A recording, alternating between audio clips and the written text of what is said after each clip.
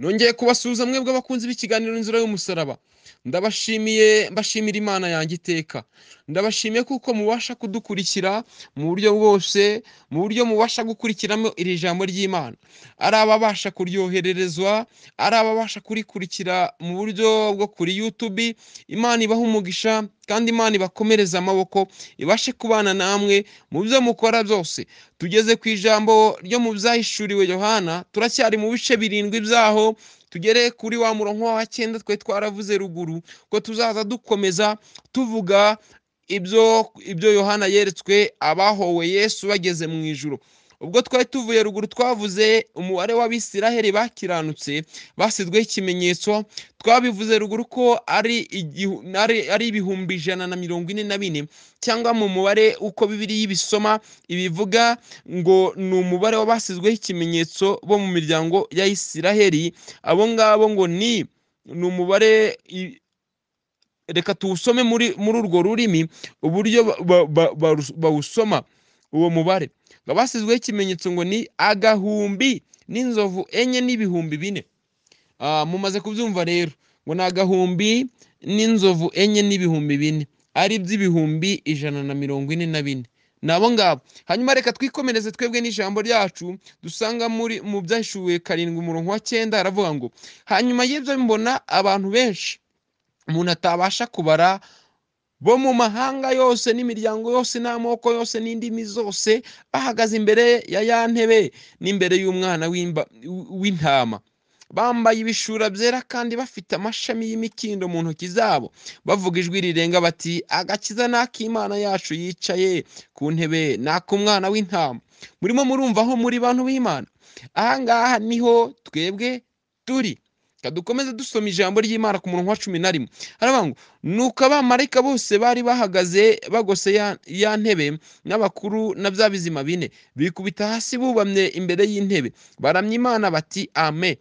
Amahirwe n'icyubahiro n'ubwenge n'ishimwe no guhimbazwa n'ubutware n'imbaraga bibi by'Imana yacu iteka ryose, amen. Umwe muri ba bakuru arambaza ati aba bambaye ibishura byera ni bande kandi bavuye he? Ndamusubiza nti mwami wanjye ni wowe ubizi. Arambwira ati aba ni abavuye muri urya mubabaro mwinshi kandi bameshe ibishura byabo babyejesheje amaraso y'umwana w'intama.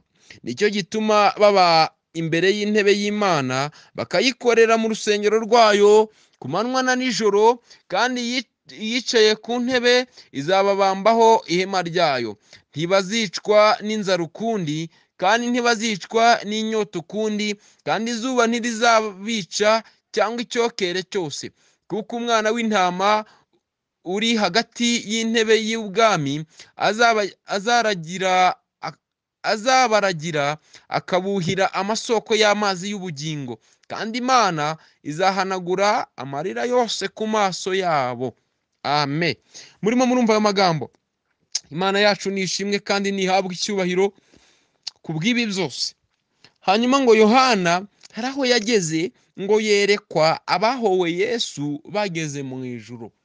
Yesu kuva yaza yasize avuze amagambo agiye kugenda abwira abigishwa be, arababwira ngo mugende mwigishe mu mahanga yose, abazemera muzababatize mu izina rya Data wa twese n'iry'Umwana n'iry'Umwuka wera.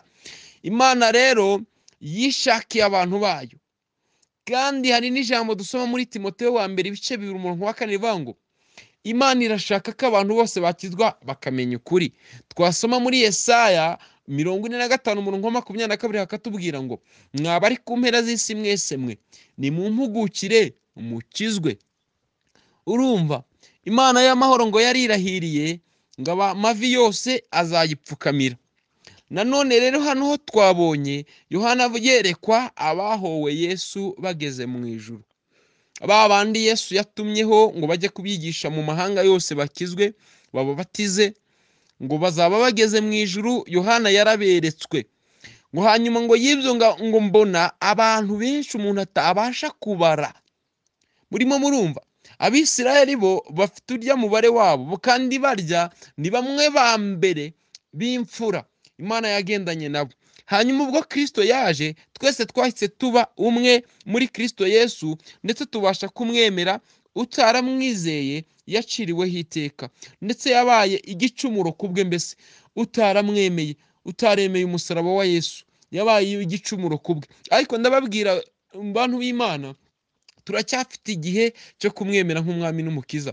Nicyo Data ashaka, nuko tureba umwana tukamwizera, ngo maze ngo nawe kugira ngo azatuzure, azaduha ubugingo buhoraho. Sibyo bantu b'Imana? Niyo mpamvu mwumva umubare w'abantu bazizera Kristo ngo ni umubare umuntu atabasha kubara, ngo bo mu mahanga yose n'imiryango yose n'amoko yose n'indimi zose, ngo nabo mu mahanga yose n'indimi zose n'amoko yose yo mu isi, ndetse nta na rimwe rivuyemo, ngo bahagaze imbere ya ntebe n'imbere y'umwana w'intama, bambaye ibishura byera kandi bafite amashami y'imikindo mu ntoki zabo. Bari bambaye ibishura byera, bambitswe bya bishura by'abatsinze urugamba, ngo bari bafite imikindo mu ntoki zabo. Ni za mikindo abantu bazunguza, zimwe bajunguje Kristo agiye i Yerusalemu, arimo agenda bava ngo hoziyana hoziyana, ngo hashimuje mu izina ry'Uwiteka. Niyo mpamvu ngo abo bana b'Imana bazaba bazizunguza, ngo hanyuma ku murongo waho wa 10 arava ngo bavuga ijwi rirenga bati, agakiza ni ak'Imana yacu yicaye ku ntebe n'ak'umwana w'intama. Urumva uko bazaba bavuga. Ngo ku murongo wa 11 arava ngo nuko abamarayika bose bari bahagaze bagose ya ntebe na ba bakuru na bya bizima bine, bikubita hasi bubamye imbere y'intebe, baramya Imana bati, amen. Amahirwe n'icyubahiro n'ubwenge n'ishimwe no guhimbazwa n'ubutware n'imbaraga by'Imana yacu iteka ryose, amen. Urumva ko ibizima, abamarayika, abakuru bose bazikubita hasi baramya Imana, bayihimbaze, kubera ba bantu b'Imana bavuye muri ya magorwa, ya makuba yose yo mu isi, babashe kuyishima, bavuge ko icyubahiro n'ubwenge n'ishimwe, buri kimwe cyose no guhimbazwa ari iby'Imana n'umwana wayo, umwana w'intama. Hanyuma ku murongo wa 13 batubwira ngo umwe muri ba bakuru ngarambaza ati, aba bambaye ibishura byera ni bande kandi bavuye he? Ngo Yohana mvuko yamusubije, ndamusubiza nti, mwami wanjye ni wowe ubizi. Yohana we yaramubwiye ngo ntabyo azi, ni wowe ubizi. Ngarangije mvuko yamusubije, ngarambwira ati, aba ni abavuye muri urya mubabaro mwinshi, kandi bameshe ibishura byabo, babyejesheje amaraso y'umwana w'intama. Bantu b'Imana, hari naho tuzagera muzumva icyo batsindishije Satani. Mu gihe tuzagera mu zahishuwe iri ahirya cyane mu bice 12 hafi 13, uburyo bamanuye Satani bamukuye mu ijuru. Muzumva neza icyo abantu bo mu ijuru bamutsindishije, harimo amaraso y'umwana w'intama, ariyo natwe dukwiye kumeshesha ibishura byacu, ariko kwihana ibyaha. Buri ko usenze ujye ubwira Imana ikubabarira ibyaha byawe, izakubabarira. Kandi ku murongo waho wa 15 atubwira ngo nicyo gituma baba imbere y'intebe y'Imana, bakayikorera mu rusengero rwayo ku manywa na nijoro, kandi iyicaye ku ntebe izababambaho ihema ryayo. Imana izabahemba, ngo nicyo kizatuma ngo bibera mu rusengero rwayo iteka ryose, ngo bazaba bahoramo amanywa na nijoro, kandi yicaye kuri ya ntebe izababambaho ihema ryayo. Imana yacu izabasha kutubambira amahema. Ni ukuri bantu b'Imana, haracyari ibyiringiro, mukomeze kandi mushikame. Ntibazicwa n'inzara ukundi, oya, nta nzara izabayo. Kandi ntibazicwa n'inyota ukundi, oya, nta nyota zizabayo. Ngo kandi izuba ntirizabica cyangwa icyokere cyose, haba n'izuba ntirizabasha kutwica, yaba n'icyokere cyose. Umva uko batubwira ku murongo wa 17 byahishuwe ibice 7, umurongo wa 17 aratubwira ngo, kuko umwana w'intama uri hagati y'intebe y'ubwami azabaragira akabuhira amasoko y'amazi y'ubugingo, kandi Imana izahanagura amarira yose ku maso yabo. Imana yacu ntihabwa icyubahiro. Imana ngo izabasha kuduhanagura amarira ku maso yacu twarize.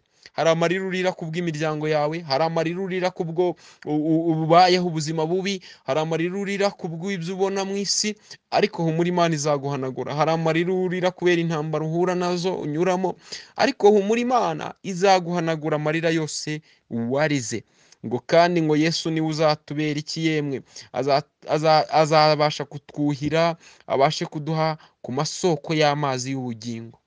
Nimuhumure, nta cyaka, nta nzara, nta zuba, ahubwo Uwiteka uko yaduteguriye niko azabigenza. Mugire kwizera, Imana nibahe umugisha, Imana nibane namwe mu byo mukora byose.